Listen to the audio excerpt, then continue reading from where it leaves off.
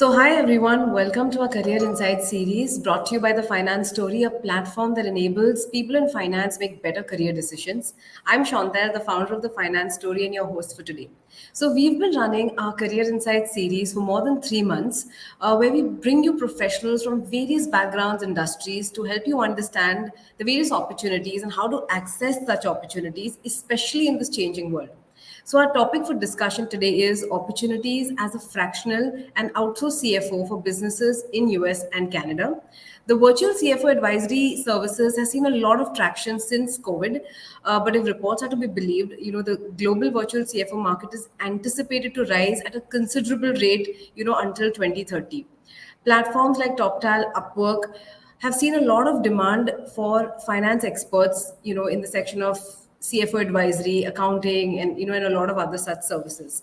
So the big question is, how can you, as someone who's interested in opportunities like this, find fractional CFO roles? What's the growth in this space? What money can it offer? How can you find your clients, etc.? So today we have with us Gyanesh, who will share with us his journey as to how he decided to become a fractional CFO and explore this new world. To give you a little bit of a background, Gyanesh is an engineer and an MBA by qualification who decided to build a career in finance. For over 6 years, he worked in finance, be it at Toyota Dubai, Landmark, again in Dubai, and eventually he decided to venture into this space of outsourced CFO services. So we will welcome Gyanesh. Hi, Gyanesh, Chantel. thanks a lot for joining in. It's my pleasure. Nice to meet you.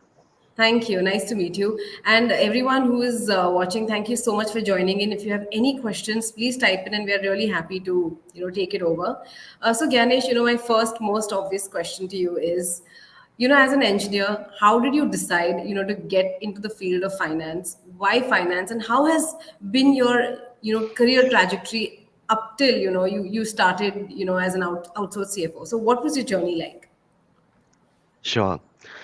So by way back in 2006, as soon as I completed my engineering in computer engineering, even before that, I was very much interested in the stock markets. So I was looking at the stock prices and I was looking at how people on CNBC were talking about fundamental analysis and how to basically look at the financial statements of companies and value the stocks. So I was very much intrigued in that, and just post engineering, I decided, okay, that's something I want to get into, which was equity research. So I thought, how can I gain the knowledge immediately? Because for me, it's like I feel like gaining the knowledge is more important than gaining a degree. You know, post engineering, I realized that. So I started studying for CFA. And while studying for level one, I completed level one in the first attempt, level two also in the first attempt. I was also working while doing that. So I did join a stockbroker in 2006 and studied under him. And it was a very small brokerage firm. I started with a monthly stipend of 7,000 a month. Wow. And yeah, and after I completed level one, like within 1 year, I basically joined a hedge fund, and then the salary skyrocketed to like 30 a month. So I realized basically that once you gain the knowledge, there are people out there who are ready to hire you, even if you don't have the certification of a CA or an MBA. So I did, while working in the stock market, I worked for about 5 years with different companies. And yeah, and then I did CFA level three as well. So level three, I gained the entire knowledge. But because my handwriting is not very good, it's not been good since childhood. So I was never able to complete the papers. So after two attempts, I decided, okay, I've got enough knowledge of the CFA. I don't need to prove myself. It's not happening. Maybe after 5 years in the markets, I thought, okay, I need to get some fresh perspective on how businesses are run. Um, I was looking at businesses from the outside, creating equity research reports, writing about them and valuing them. I was like, I want to be in a business. I want to understand how these businesses function from inside. So I decided to do my MBA then. I did my MBA from SPJ in Singapore, Dubai. And I just got like hired straight out of Dubai by Toyota. Al Futtaim Motors is a big company in Dubai, and I was hired by them as a financial analyst. Post that, I spent 5 years in that company. I became a finance manager. How and why did you decide, why did you return to India? How did you get into the outsourced CFO space? How did all of that happen? Yeah, it is an interesting story as such. I mean, while being in Toyota, I learned a lot. So about FP&A, how within companies budgeting and forecasting is done, the relevance of it, how the fact that a budget is never the same. Like you set your budget in December, and by January it's already stale. The concepts of 3 plus 6, 3 plus 9, those kind of in forecasting, like you put 3 months of actual numbers, you forecast 9 months of numbers for the company. I also got to create incentive plans for the sales executives. I got to close the books, so monthly closure of books and looking at those MIL, creating those MIS reports for the managers. I got a lot of international experience. So I worked with people from various nationalities in Dubai, British, Indian, obviously, Pakistanis, American. I actually had an American GM over there, and I had a very good rapport with him. Like he basically liked me a lot, and we are still in touch. Um, so after those 5 years, I joined Landmark Group. Um, Throughout these 6 years, like I was married, my wife never, you know, joined me in Dubai completely because she has her own business here. So after 6 years, I decided to come back to India to try to gain experience here because while staying 6 years in Dubai, and this is not in general about the country or anything like that. You get this feeling like the future is not there long term because in the end you still have to come back to your home country. You know, Yep. so because they don't give a visa, a citizenship or something like that. So it's not like Singapore or Hong Kong or even the US for that matter. So it's better to come back when you see an opportunity. Um, and obviously, recession was coming in. So 2018 is when I came back to India and I started hunting for jobs over here. Um, so what happened is my fears came true. There's also this people say this that when you come back to India from Dubai, then you have to like bear with the discount. Yep. Uh, and many Indian companies don't value your Dubai experience much. So I did face those issues. It took me about 6 months before I could find a job, but I found a job with an American company, which was basically doing FP&A for the American firm XP Logistics. So they had an outsourcing division in Mumbai, and I found a job there and started working for them. And they, because of the American hours, again, they were like night shift. And since my engineering days, it's been very easy for me to basically work in the night. As engineers, we used to study in the night, so I was very used to that. I love when it's quiet out there. Also, there's less traffic. When you're coming back from office in the night. So I was working with them doing night shift and working in FP&A with Americans, and I got a lot of experience out of XP Logistics as well. Um, Again, big companies, so using big kind of software like Oracle for ERP. In Toyota, I had SAP. We use Power BI as well for doing analytics.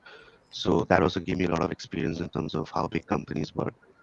After these 10 years of working in big companies, uh, okay, the interesting fact is those 6 months while which I was searching for a job in India, I also applied on Toptal.com. So Toptal is an outsourcing, I mean, it's basically a remote platform which gives jobs to people who want to work remotely. And it was not very easy to get through Toptal. They have like around 10 rounds, I think, of interviewing and case study. I also presented a case study, etc., from all my experience that I had, and I got through Toptal. Um, why? This is before I actually found a job with Expert Logistics. So then, after that, while working with Expert Logistics, about 6 months to 8 months later, I found an assignment with Toptal, where basically someone needed my help, for a short amount of hours. There was a company, a big company. forget the name, but they're big in HR. So the person needed my help in terms of creating dashboards for her, and that basically made me taste, uh, like a lion tastes blood. I basically tasted the kind of work style that I can have, the kind of environment that I can work with. Also paid in US dollars, and the work, the pay was good, even though it was a small amount of work. I realized there's an opportunity in there. After that, there was another opportunity that came up on Toptal where a Canadian firm was looking for a CFO, and I did that interview. And thankfully, the person liked me a lot. I'm still with him today. It's been what, Wow. 4 years? He's not left me. I'm still working for that company, and he's the first person who basically got me into this kind of a space of fractional CFO space where he said, because he's an entrepreneur, and he said, I just need work and I need help with finance decisions. I need reports on analytics, on what my company sells, based on what my company sells. Um, I need I need help with treasury management, decisions to be made in agreements. Basically finance helps with every aspect of the business, right? Yep. And he basically made me realize that okay, there are many more entrepreneurs out there, not only in North America, although I am focused only on North America because of my timings, but there are many entrepreneurs out there who need help from seasoned finance professionals. They don't have enough work to hire a full-time CFO, but they do have that requirement that they can hire a part-time CFO for like an hour or two a week, or even 5 hours a week or 10 hours a week. You know, and that's where I got my idea that okay, maybe I can do this, and then I left XPO Logistics and started doing this full time. I Wow. now have 6 active clients, and that have like almost, I would say almost no client has left me, but there have been churns.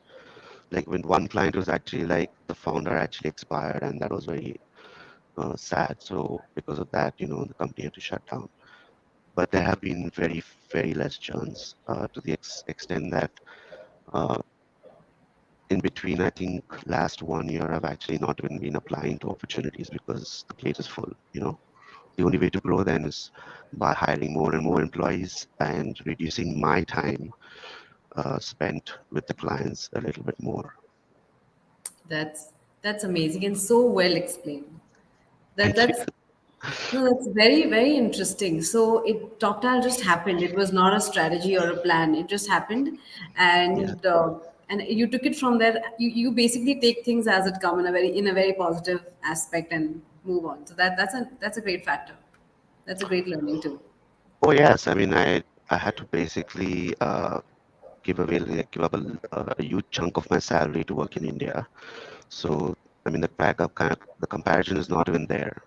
So I did join XP Logistics on a meager salary compared to what I was getting in Yep. Dubai. Yep. But when opportunities as these come, they come for a reason. So that's what I thought, and I took it very positively, and I learned a lot over there, especially how to interact with Americans. What exactly their thought process is, what their culture is like. Although I've been very familiar with their culture since a long time because of watching all those TV shows that we got. Yep. Yep. Yeah. That's a great point. Okay, you mentioned for everyone watching, if you have questions, please type in. And thanks so much for joining in. Ganesh, can you just tell us? You said Toptal has a very stringent interview process. You said they had 10 rounds with you. That's even more stringent than a lot of other interviews that you have, even for CFO roles, right? It's right, like a Yes. full-time CFO role. So can you tell me how do you apply to TopTal, and what is the interview process? Who do they interview? How long does it take? Can you just get through it in a week, in 10 days, or it's a long process? So if you could address this first, the entire process. Yeah. So it was 4 years ago. Uh, so my memory is not very sharp on that, but I do remember like they to apply to Toptal, you basically apply on their website itself.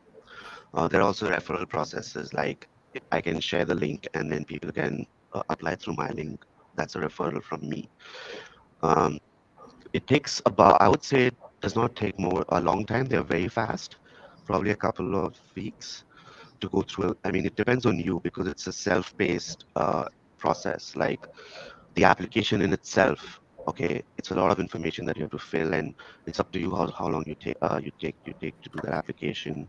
Uh, the HR round is there as well, where interviews are set up fairly quickly. So it's based on your schedule as well as the interviewer's schedule, but they do have it very quickly.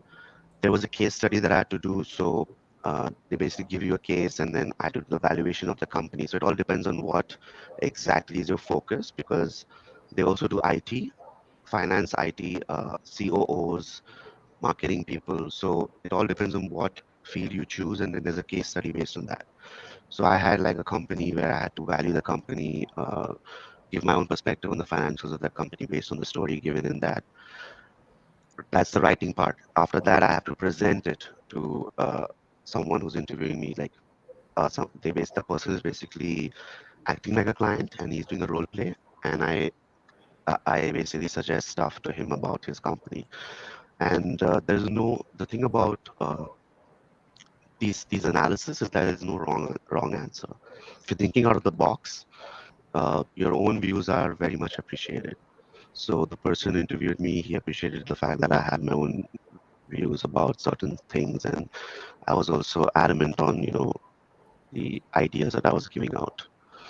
So that means, yeah, it is stringent because, and the advertisement is also like, we hire the top 3% of the workforce. That's what they say.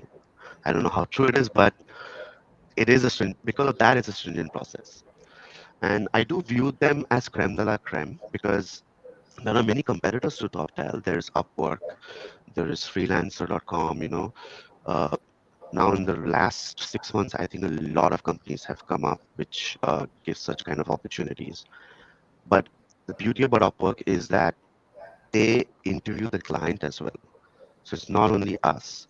A client comes to them, they have a matcher, they have a recruiter who speaks to the client about what their requirements are.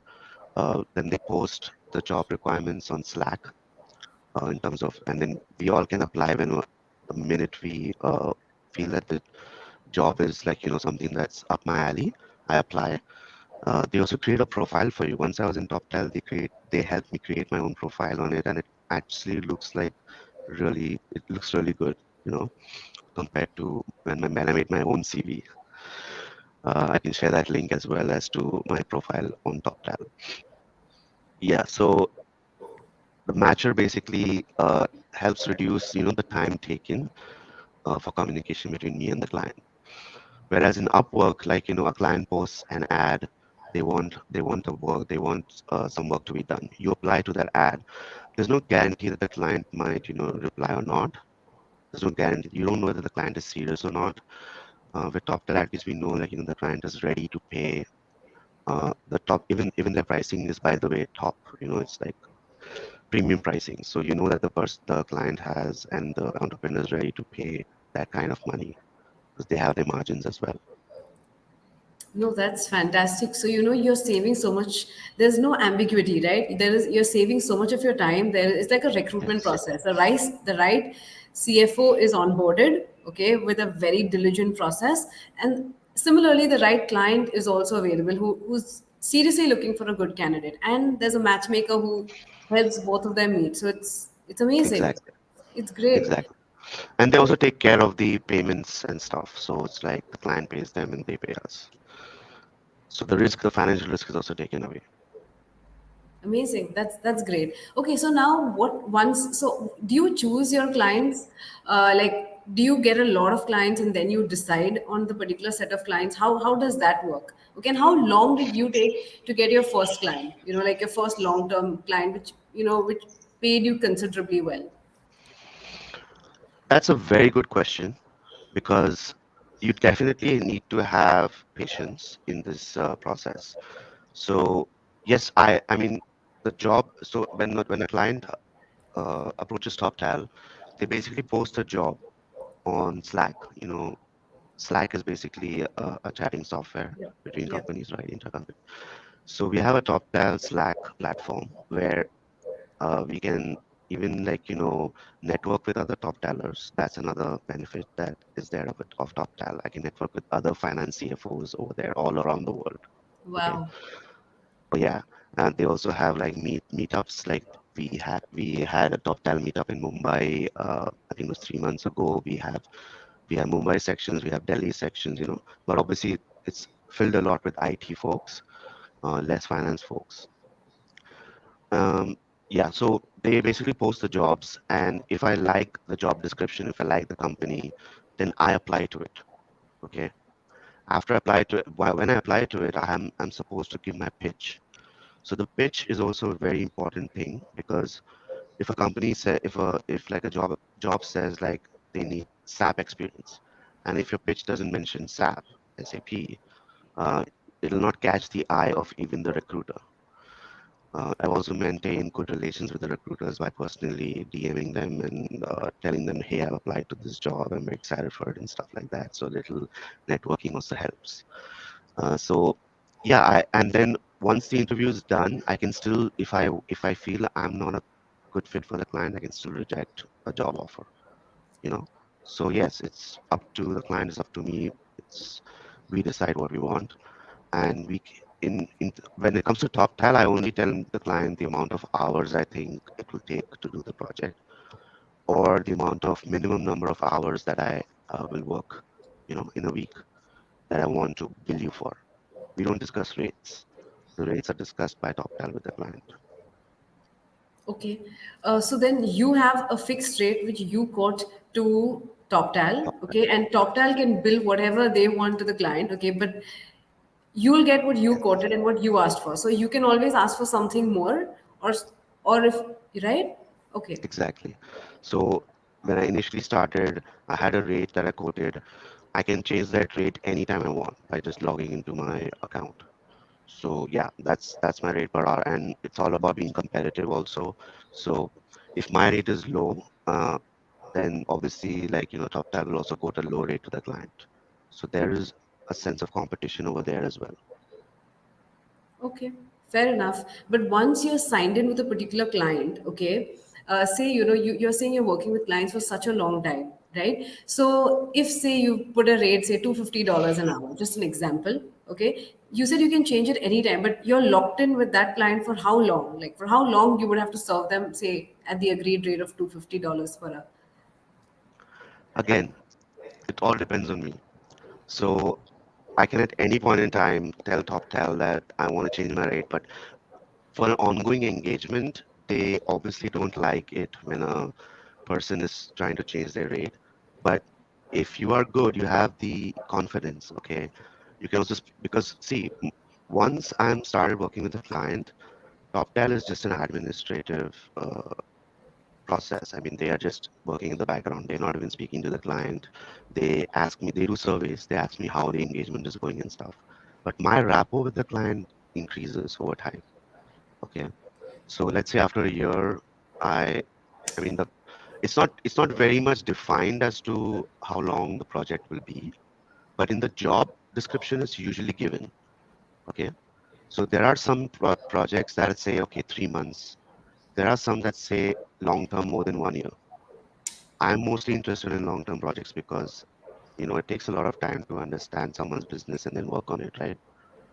So I usually only apply to those long term projects. Now, let's say after a year, you want to increase your rate, you speak to the client directly. You say, I want to increase my rate. So TopTel might charge you more.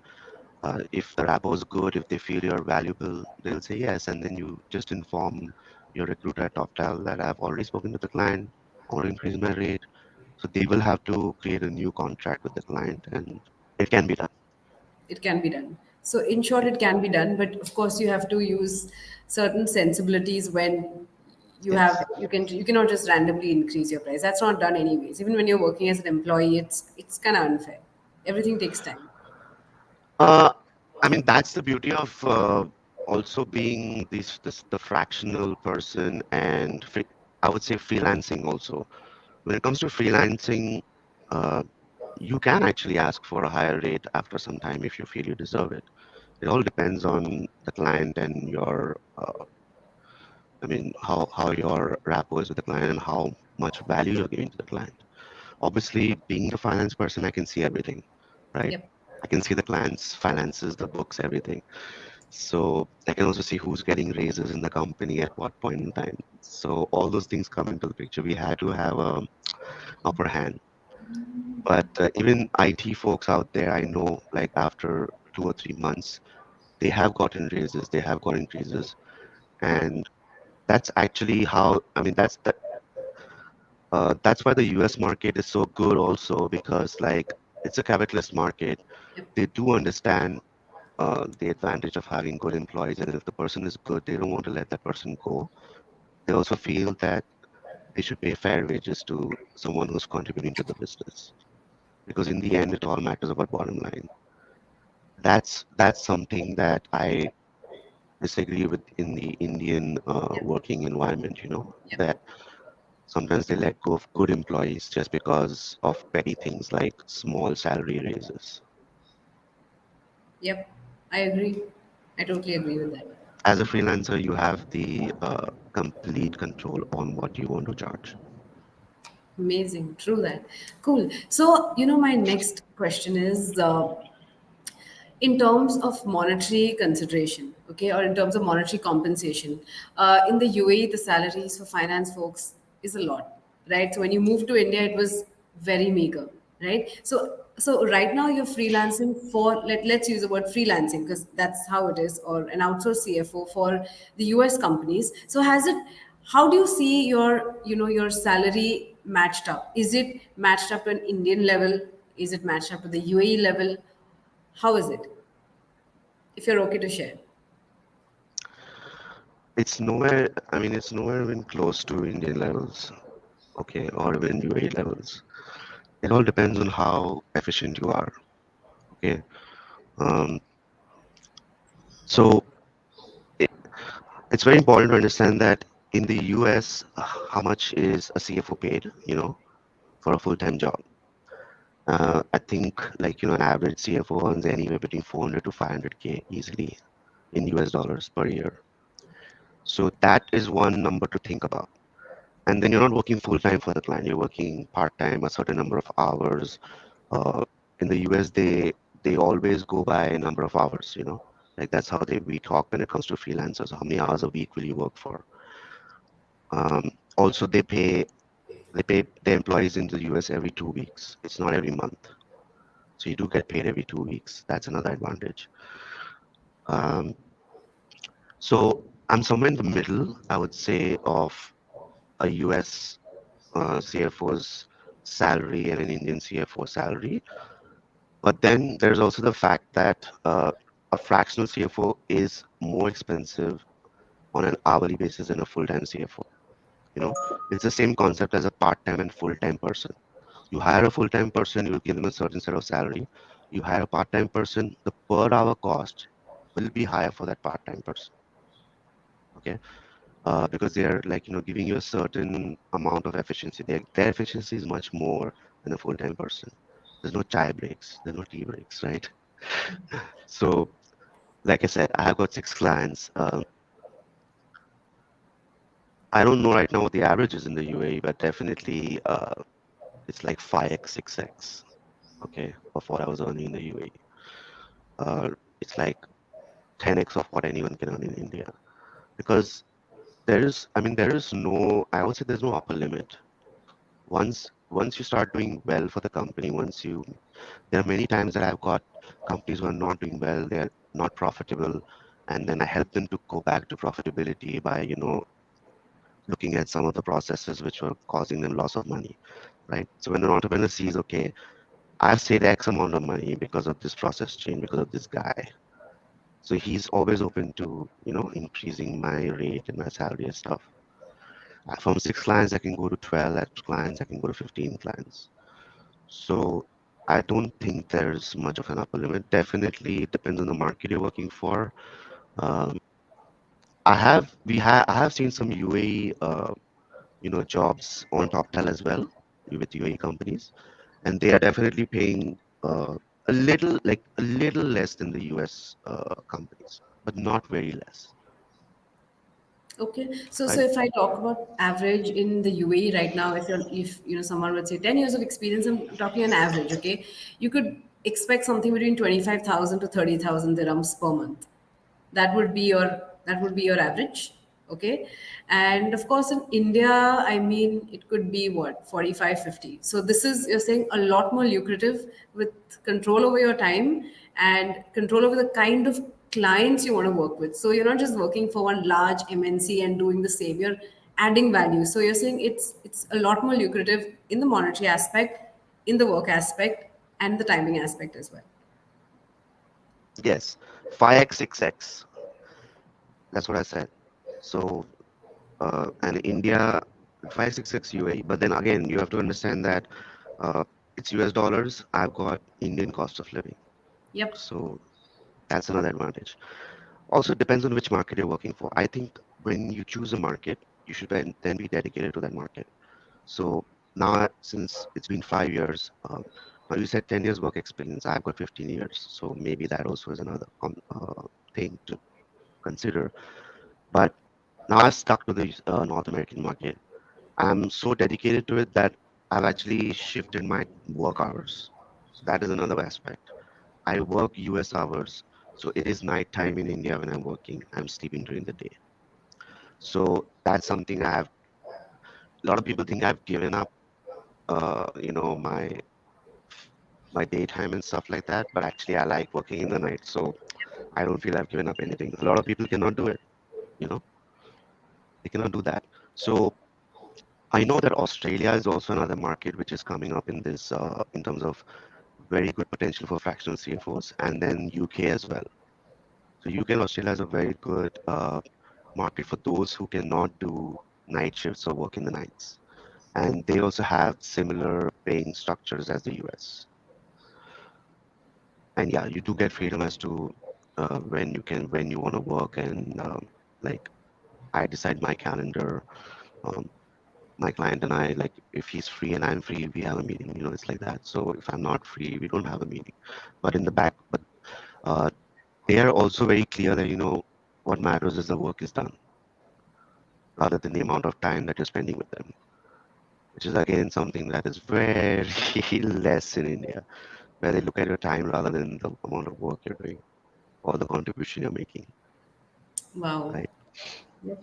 No, this is exciting, and you've been very generous in sharing a lot of information, to help everyone else who's watching. And, when we make an article out of it, also, we will include factors, because a lot of people in India, as you mentioned, they're very keen on exploring this kind of market. If you look at the big fours, if you look at the big 10 firms, they've all amped up their CFO advisory team, right? They're expecting Yes, huge churn rate, be it GT Bharat or everyone. CFO hiring is huge. Correct. A lot is coming to India. Correct, because of the talent pool and the hardworking nature and the qualifications. So those who are looking at providing outsourced CFO services, okay, Toptal could be a great consideration. If they are actually a good candidate, they won't be disappointed. They'll get a lot of opportunities, yes, and there would be the monetary consideration would be rewarding. Correct? That's important as well. it is rewarding for sure. But I like just like all other outsourcing concepts, outsourced. I mean, these firms you're talking about, like the big four who are providing these services as well. I don't think that they can be apt for everyone. So that's one thing that I have very much, kept in mind, that the entrepreneurs that hire me, they want personal service. I've actually had some clients that have hired me and said, we had hired a CFO firm before this, and I was not happy with them because there wasn't personal service, because that CFO working for them was another employee. Yep. He was an employee to that CFO outsourcing firm, whereas Yep. I'm working for myself and I'm working for my clients.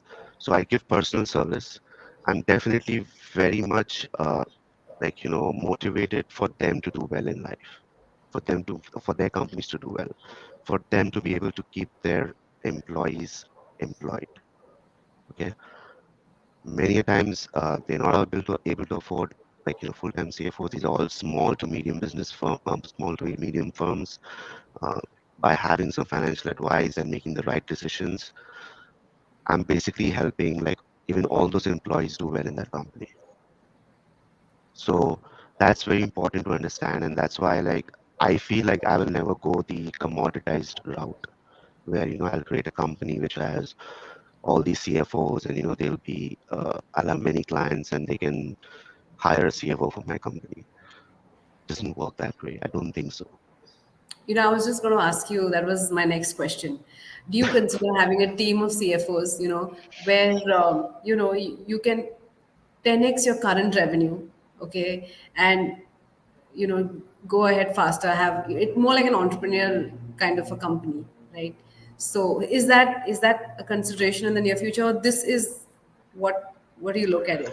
And I also had another question, like, does Toptal even permit that, or they only want individuals to provide services and not like companies who have other professionals working for them? Okay, so part one of your question was about the scalability. So I'm not being hypocritical, but I definitely see that it is scalable, but in a different sense. Like if I'm going to scale this, then definitely that CFO will be like a partner. So just like law firms, I would say it's all about having partners, right?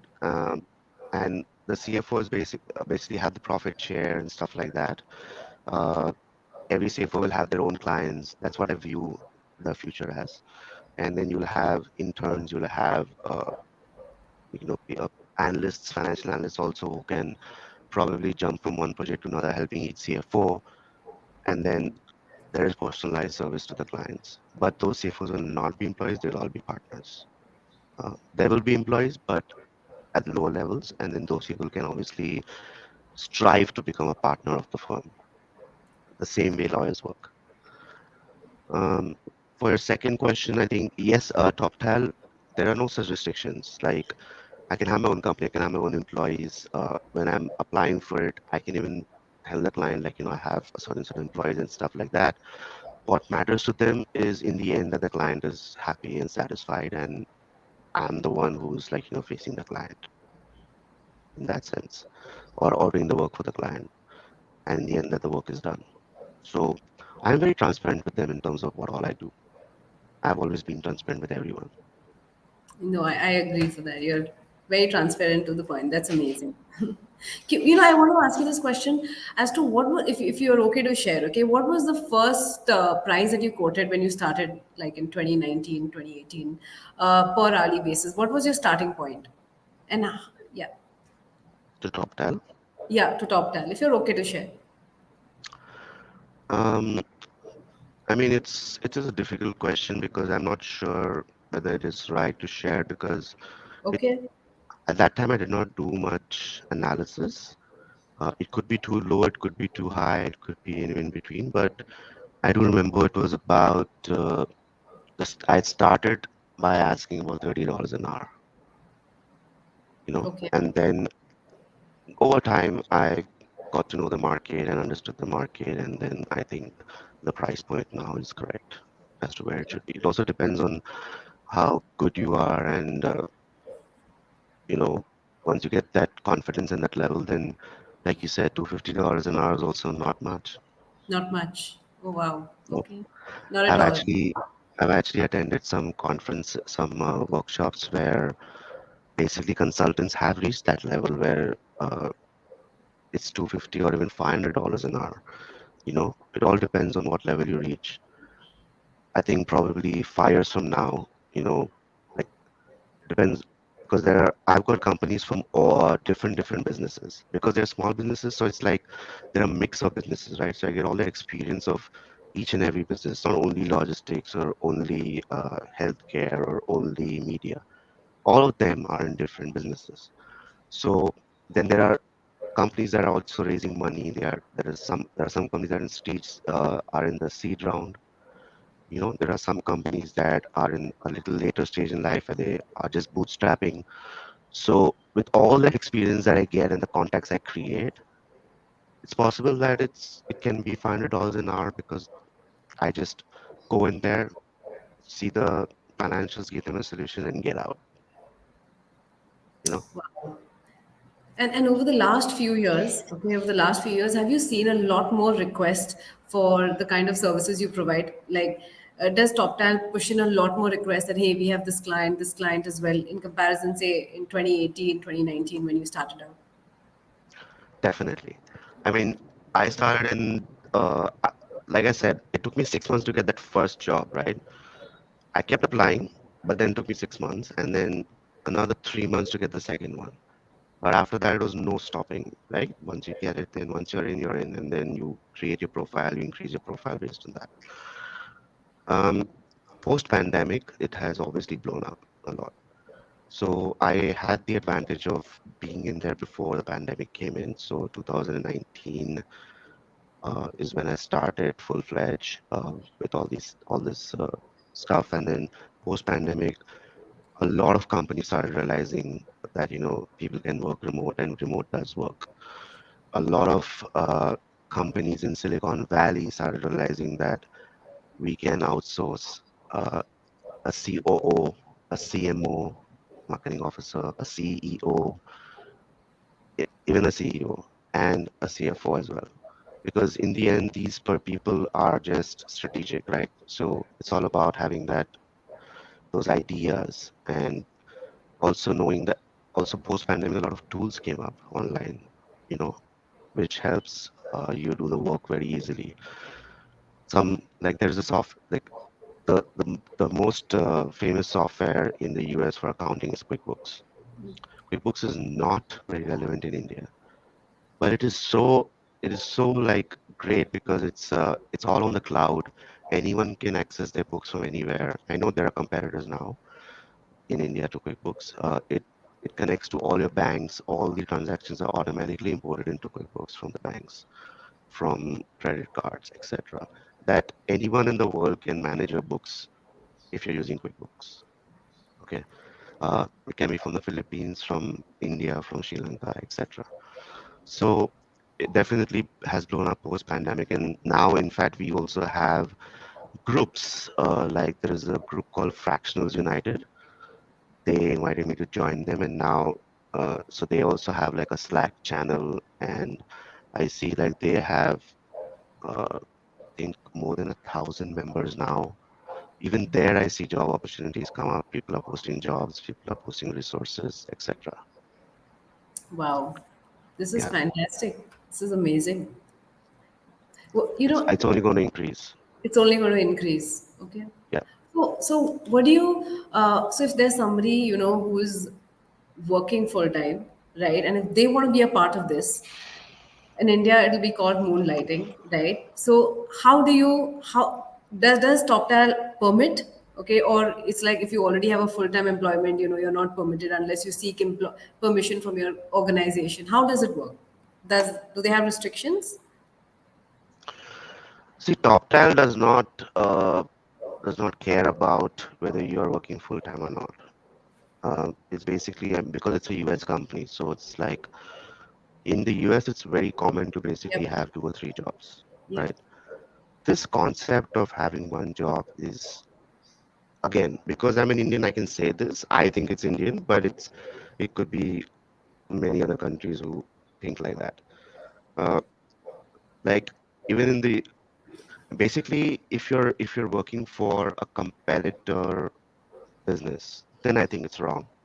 Okay, but if like you're working for a company full time, you're working 8 hours, 10 hours a day, which I know doesn't happen. It's 16 hours a day sometimes.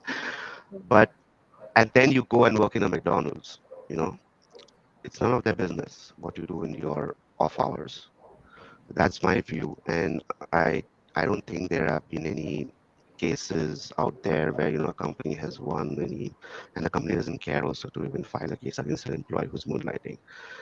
Uh, the problem with the IT moonlighting is like those are competitive firms. An IT engineer is working for a competitive firm, so there is a problem there. So I understand their view.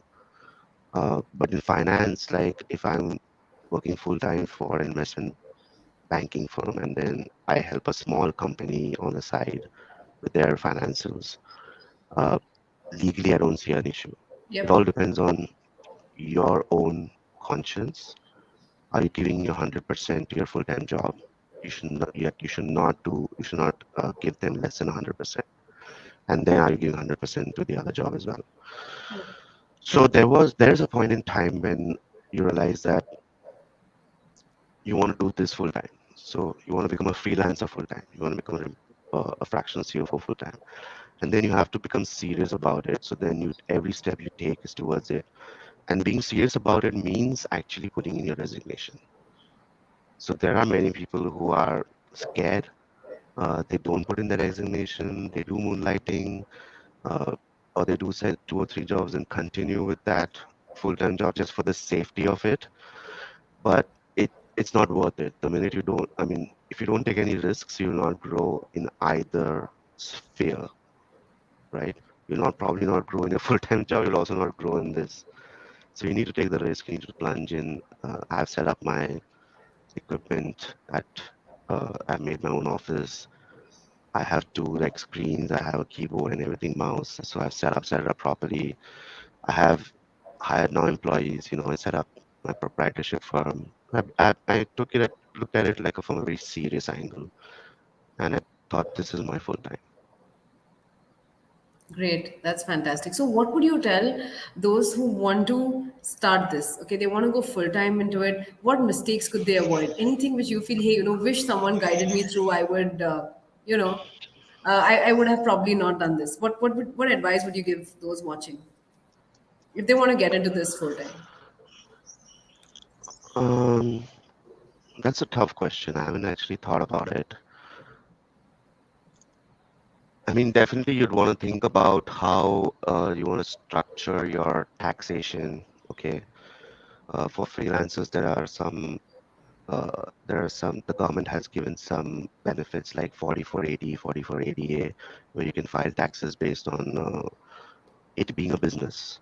Okay, so in India, unless the company is not hiring you from India, having an Indian office, this work is considered business. It's not considered you're considered a professional, right?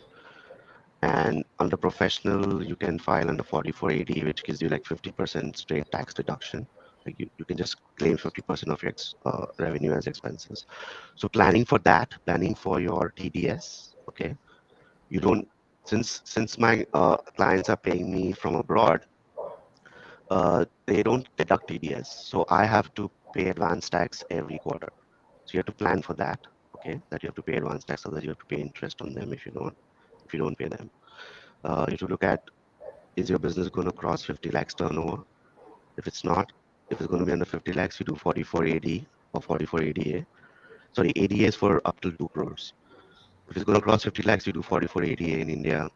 Of course, UAE people don't have that problem, no tax. Uh, Definitely have a very fast internet connection. Don't cheap out on that.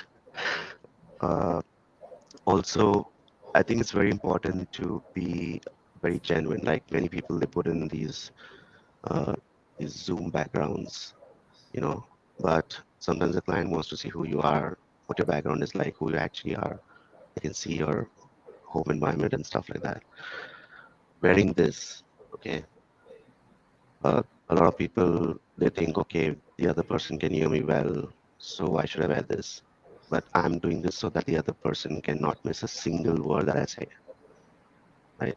So being professional in that sense, uh, obviously looking good and looking professional on camera and stuff like that is important. So these are small things I think that matter a lot, and obviously your communication style.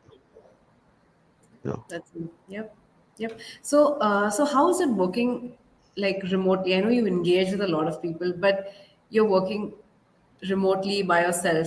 As we're so used to meeting people, right? We're so used to meeting. We want the interaction at least. So how do you deal with it? That's something that you enjoy. it is also something I enjoy, but I also feel like like you sometimes then feel that there is a distance, okay, because of which if definitely when if I meet a client in person, the connection grows stronger, and then if the client ever thinks like, of hiring someone else, just the fact that he's met me and he knows me much more now, he thinks twice because we become friends.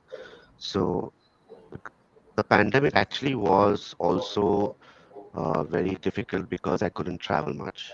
But since everything's opened up now, I do plan to visit the States and meet my clients.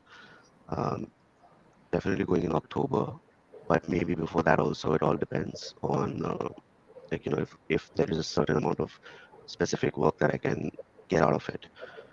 But yes, I think to cement relations once in a while, it's important to even physically meet them. And just last month, there was an event in Germany, and I was able to go to that event, and because both clients were attending that event, so I made sure I go to Germany. I met both of them. Uh, Actually, one did not end up coming, but one came up, and he's now like he's a very good friend of mine. Our relations increased. We had drinks together, so that kind of increases the camaraderie and stuff like that. So once in a while, you have to meet, and then That's even the employees that I've hired, they're all remote. So we also sometimes we plan once in a while that we should have just a gentle meetup, like a dinner or something. wow. That's fantastic. So you're a CFO. It's like they're all your companies and you're the CFO handling it and you have the finance team with you, which is your employees who work remotely. That's amazing. That's Yes. excellent. And how does your family manage this? Okay, because you're working all night, right? So how do they adjust to it? Or it's okay. Yeah, they have to adjust it because it's my work. It is tough, definitely, for the family, but now they are getting used to it. Uh, I mean, like I told you, when I was in Dubai for 6 years, I was alone. My wife used to keep traveling and come to meet me, but they got used to it during that time also when I was abroad, right? So I was alone over there. What I've done is I've kept my office separate and my house at home separate. You can also work from home. There's no problem in that. But Wow. it's just like, mentally, I think it's best that you get up and you go to a certain workspace.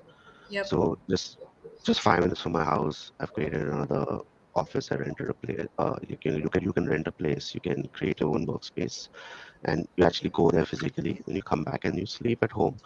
Uh, it's not easy because during the daytime there's a lot of stuff going on in the house, so it's not easy to get sleep. But it's something that I've gotten used to now. So I also maintain it on weekends.